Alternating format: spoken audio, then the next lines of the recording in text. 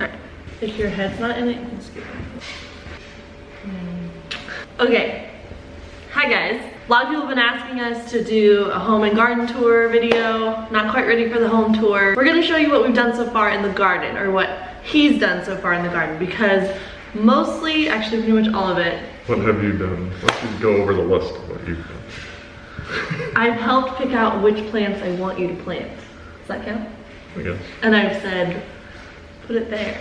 But I normally haven't listened. No, that's okay. So yeah, so Andrew's gonna go through with you. We're gonna take you around the whole tour of the garden, and we're really excited because there's so much that we want to do. It's like a never-ending process, kind of. Do you want to tell them a little bit about what you've done so far and what was here when we came here and stuff? Yeah, so we had about an acre of land. It was a pretty clean slate.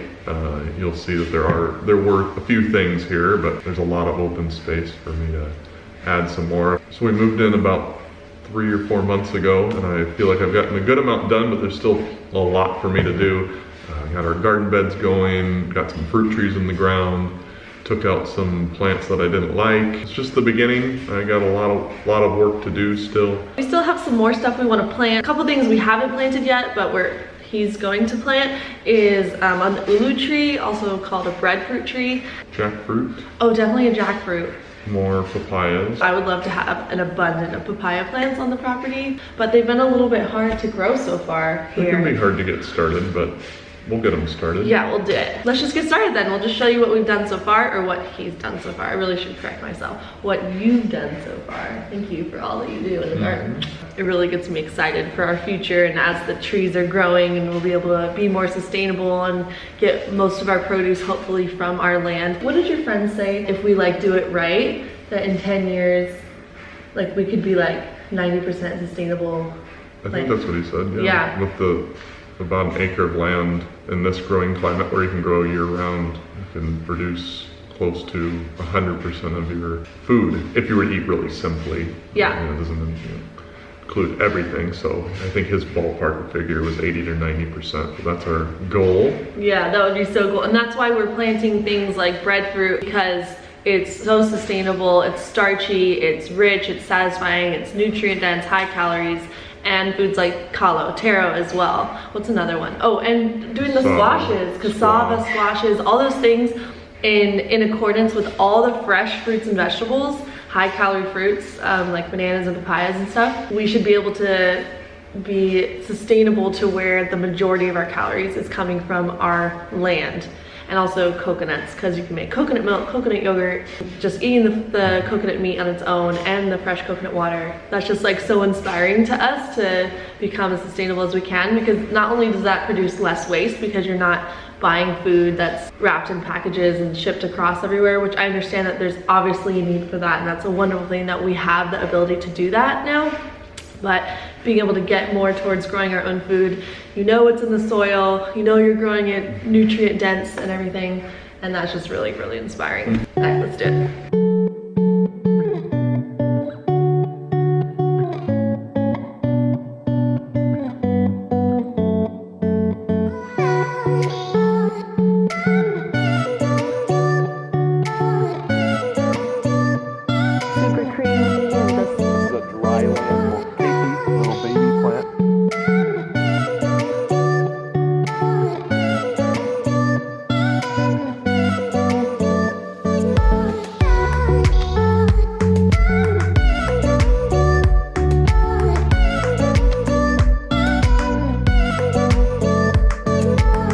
Right off the balcony here, Andrew planted some veggies. Yep, we got some lettuce, chard, and some kale, and I'm trying to figure out what bugs are eating it.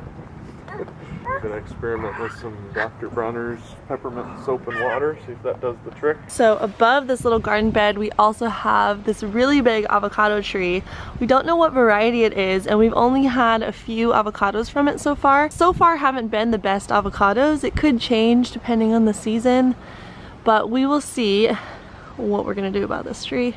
This is coffee berry. This was here when we moved in. I don't know if you haven't seen coffee before. Not really something we drink or eat, but generally it's harvested when the berry is red like this.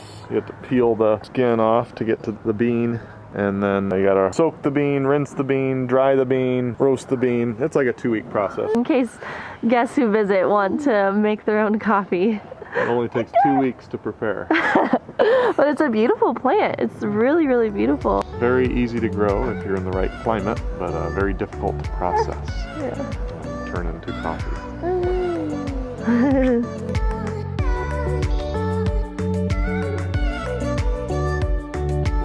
Here we have a very tall papaya tree.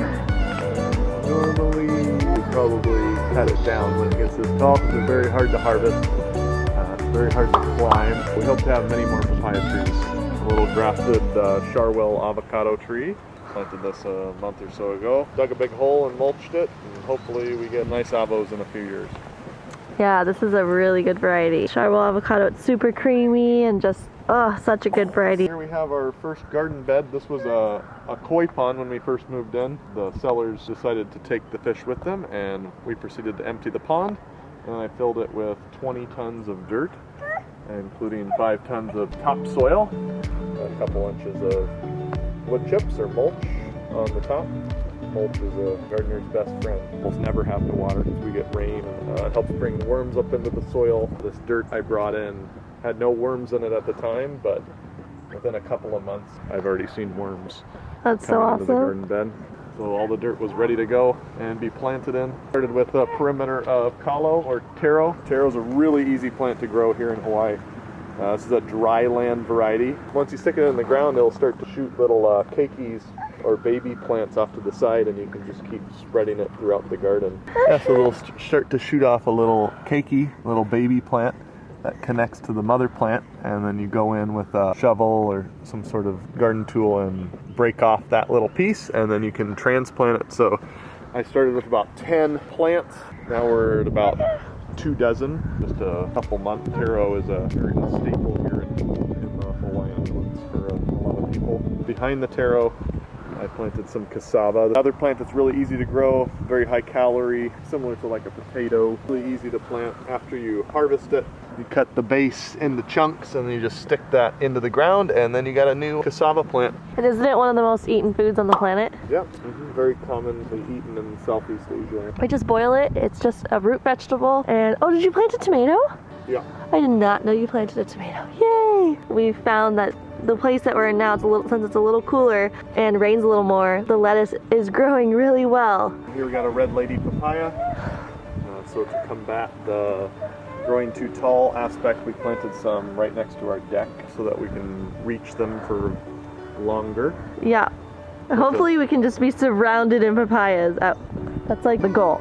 And then next to that I planted experimented with some hot peppers. It's a jalapeno, green onion. Green onion, probably one of the easiest things to grow. Cut off the green part, take the white root ball, stick it in the ground. This is like been in the ground for like 2 weeks. It grows super fast. You can also just stick it in a cup of water and it does the same thing. And then behind that we have lemongrass, which we like to add to curry and stuff. Got another papaya on the other side there. And curly kale.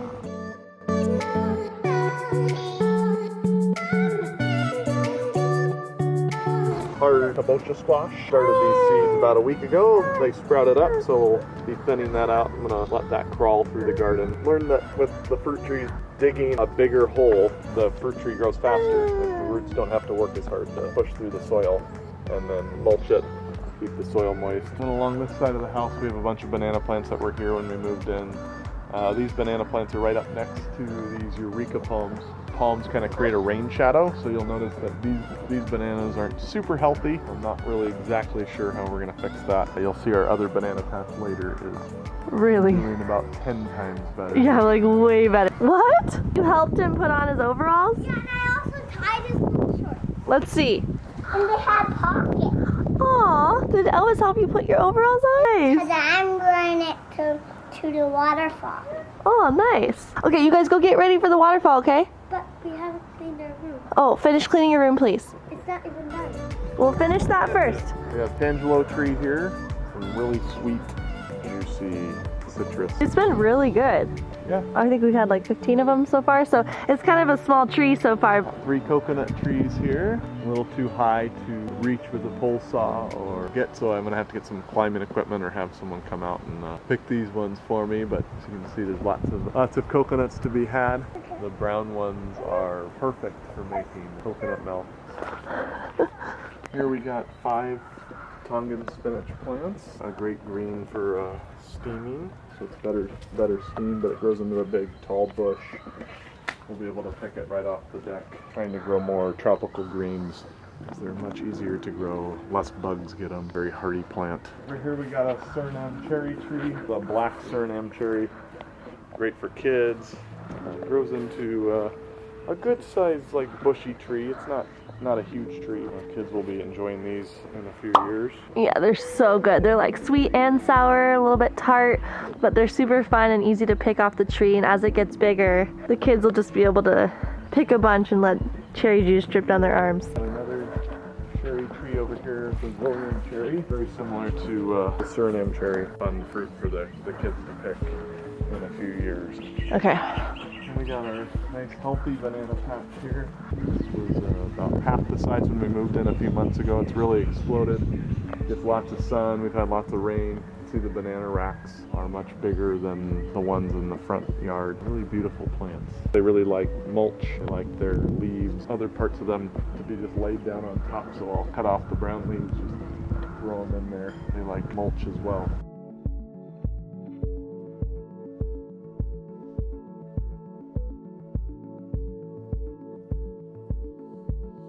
This is one just being born. Really beautiful plant. In some cultures they'll eat the banana flower as well. I know that's something they do in the Philippines, something you have to cook. Hopefully this one's gonna be amazing.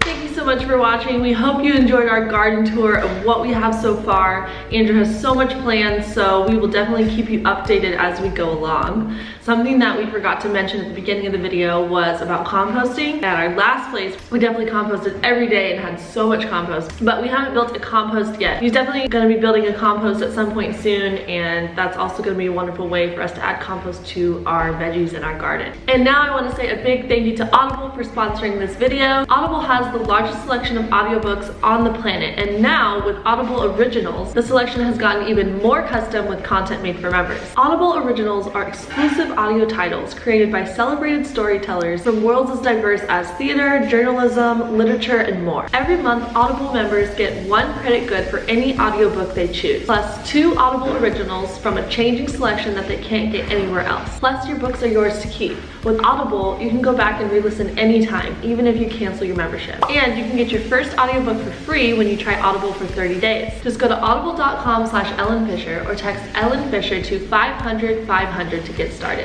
As it's the beginning of the year, a lot of people are focusing on their growth and goals as individuals. So I have a few recommendations for you. If you're looking to get more into gardening and sustainability this year, check out Back to Eden Organic Gardening. Also, my sister loves this book called You're a Badass at Making Money, and maybe you'll love it too. Just go to audible.com/Ellen Fisher or text Ellen Fisher to 500-500. Browse the amazing selection of audio programs and get started. Thanks for watching, and let me know in the comments below if you have any other questions about gardening or about our garden that I didn't touch on or that Andrew didn't touch on in this video. I'll answer as many as we can, and thank you so much for watching.